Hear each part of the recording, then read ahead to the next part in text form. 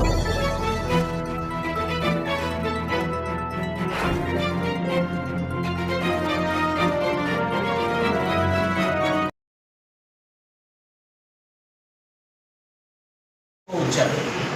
So ఇది major question.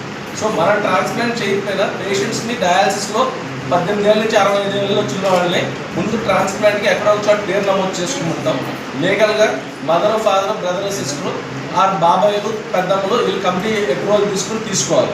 అలా లేని పక్షంలో ఈ బ్రెయిన్ డెడ్ క్రైటీరియా అంటే యాక్సిడెంట్ కేసుల్లో కిడ్నీ వచ్చేది కెడావర్ ట్రాన్స్ప్లాంట్ అంటాం. దానికి మనకు తెలిసిన హాస్పిటల్స్లో వాళ్ళు ఎక్కడైతే ఇష్టపడతారో విజయవాడ మెన్పాల్ అవ్వచ్చు, లేకపోతే యశోద హైదరాబాద్ అవ్వచ్చు, లేకపోతే వైజాగ్ అవ్వచ్చు, మనం ఇక్కడ నుంచి ఒక నెఫ్రాలజిస్ట్గా వాళ్ళు ట్రాన్స్ప్లాంట్ తట్టుకోగలరా, వాళ్ళ ఇమ్యూనిటీ సపోర్ట్ చేద్దా అన్నది వాళ్ళతో మాట్లాడి వాళ్ళు కెడావర్ వెయిటింగ్ లిస్ట్లో పెడితే 3 నుంచి 4 సంవత్సరాలు 5 సంవత్సరాలు గ్రూప్ బట్టి వెయిటింగ్ లిస్ట్ బట్టి ఆర్గన్ దొరికే అవకాశం ఉంటుంది. సో ఈ అవేర్నెస్ లేక చాలామంది దళారీ వ్యవస్థలో చిక్కుకొని డబ్బులు ఖర్చు పెట్టి కిడ్నీ రాక మేము ఖర్చు పెట్టామంటే కిడ్నీ రావట్లేదు అన్న బాధతో ఉండిపోతారు. సో అందరూ కూడా కిడ్నీ మార్పిడి చేయించుకునే వాళ్ళు షార్ట్ కట్స్ మానేసి కరెక్ట్ గవర్నమెంట్ ప్రొసీజర్లో అయితే మీ ఆరోగ్యం, స్ట్రెస్, తర్వాత మీ మనీ వేస్ట్ అవ్వకుండా కాపాడుకోగలుగుతారు. ఇది ముఖ్య ఉద్దేశం. సెకండ్ ముఖ్య ఉద్దేశం ఏంటంటే 10 ఏళ్ల వార్షికోత్సవం సందర్భంగా ఉభయ గోదావరి జిల్లాల్లో ఎక్కడా లేని విధంగా వాటర్ని, ఆర్ఓ వాటర్ని అల్ట్రా ప్యూర్ వాటర్ కింద తయారు చేయడం జరిగింది. ఈ అల్ట్రా ప్యూర్ వాటర్ చేయటం వల్ల రక్తశాతం తగ్గిపోవడం, తర్వాత డయాలసిస్లో నాణ్యత పెరగడం జరుగుతుంది. అల్ట్రా ప్యూర్ వాటర్ అంటే TDS <9 and bacterial and endotoxin forms and coliforms అని అసలు ఉండకూడదు. సో దీన్ని ఈక్వినాక్స్ ల్యాబ్ నావీ ముంబై ఇండియాలో టాప్ 5 ల్యాబొరేటరీస్లో వాటర్ టెస్ట్కి పంపించాం. ఆ కాపీస్ కూడా మీకు ఇస్తాం. అండ్ ఎనకార్ ల్యాబొరేటరీస్ నాగ్పూర్లో కూడా పంపించాం. యూజువల్గా IITs వాళ్ళు ప్రైవేట్ హాస్పిటల్ శాంపుల్స్ తీసుకోవాలి క్రాస్ చేయండి, బికాస్ అది గవర్నమెంట్ ఏజెన్సీ వర్క్ లోడ్ ఎక్కువ ఉంటుంది. సో అండ్ సెకండ్ హీమోడయా ఫిల్టరేషన్ అంటే హార్ట్ పంపింగ్ లెస్ దాన్ 35% ఉన్న వాళ్ళకి డయాలసిస్లో బీపీ పడిపోవడం, సడన్గా డెత్ అయ్యే ఛాన్స్లు ఉంటాయి. సో హీమోడయా ఫిల్టరేషన్ అంటే వాటర్ కూడా డయాలసిస్ వాటర్ కూడా పేషెంట్లో పంపించి రిమూవ్ చేస్తాం స్లోగా.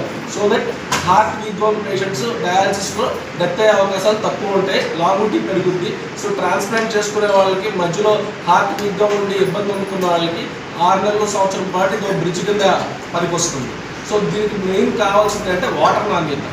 సో 26 చెరుకూరి కళ్యాణ మండపంలో మనకి డాక్టర్ శివకుమార్ గారు ఎక్స్-డైరెక్టర్ స్విమ్స్, తర్వాత రాజశేఖర్ చక్రవర్తి గారు యశోద నుంచి, తర్వాత పల్లా ప్రవీణ్ గారు నారాయణ నుంచి, గొల్లపల్లి ప్రసాద్ గారు వైజాగ్ KGH HOD, మరియు నిపుణులు లేని నెఫ్రాలజిస్టులు, కార్డియాలజిస్ట్ రమేష్ గోడపాటి గారు కిడ్నీ జబ్బుల్లో కిడ్నీ వ్యాధుల్లో గుండె జబ్బు గురించి మాట్లాడటానికి, అండ్ డాక్టర్ సుబ్బయ్య చౌదరి గారు నరాల వీక్నెస్ కింద మాట్లాడటానికి. సో ఈ హీమోడయా ఫిల్టరేషన్ ఏంటంటే హార్ట్ వీక్గా ఉండి మోర్ దెన్ 5-6 సంవత్సరాల డయాలసిస్లో ఉండి కాళ్ళు తక్కువగా ఉన్న వాళ్ళకి ఉపయోగపడుతుంది. అండ్ యూజువల్గా ఏంటంటే ఒక అపోహ లైక్ హాస్పిటల్స్కి జనాలు ఓవర్ బిల్ చేస్తున్నారు, ఎక్కువ బిల్స్ అవుతున్నాయి అన్నదే ఒక నార్మల్గా ఒక సూపర్ స్పెషాలిటీ హాస్పిటల్కి ఎస్టాబ్లిష్ చేయాలంటే 2 tier సిటీస్లో బెడ్కి 40 లక్షలు అవుతుంది. ల్యాండ్ వాల్యూ కూడా క్యాలిక్యులేట్ చేసింది. అదే కార్పొరేట్ హాస్పిటల్ హైదరాబాద్లో చేయాలంటే అదే బెడ్కి 1,20 లక్షలు అవుతుంది.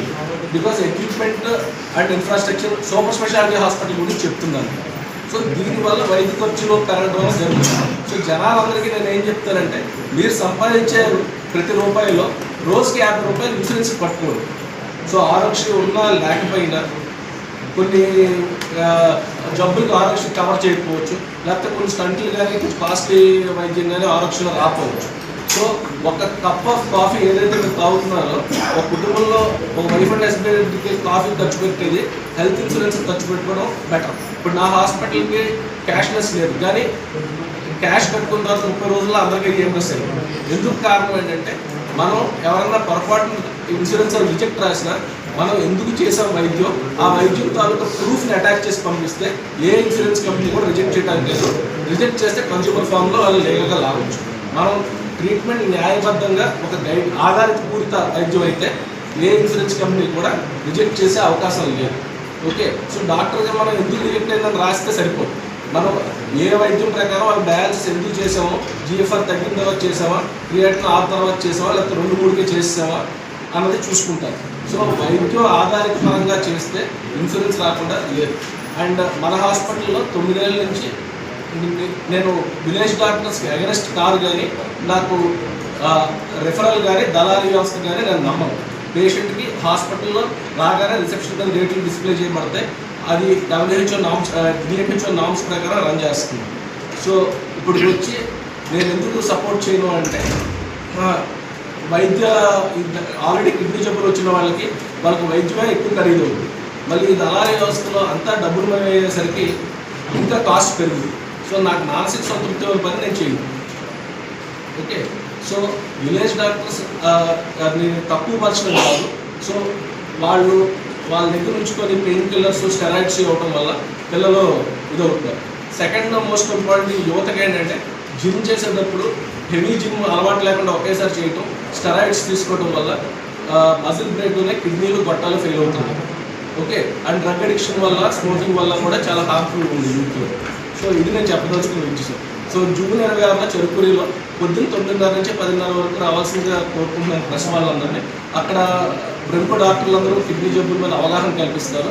అండ్ ఒక 5-6 నిమిషాలు గోదావరి రివర్ వాటర్ ఎంత పొల్యూషన్ ఉంది, దాన్ని ఎంత శుద్ధి చేస్తే ఏ స్టేజ్కి తీసుకొస్తున్నామో, రానున్న రోజుల్లో దాని మీద చర్యలు తీసుకోకపోతే ఎలా మనం ఇబ్బంది పడాల్సి వస్తుంది, నలుగురి నుండి కూడా మనకు మంచి నీళ్ళు వచ్చే అవకాశం లేకుండా పోయింది.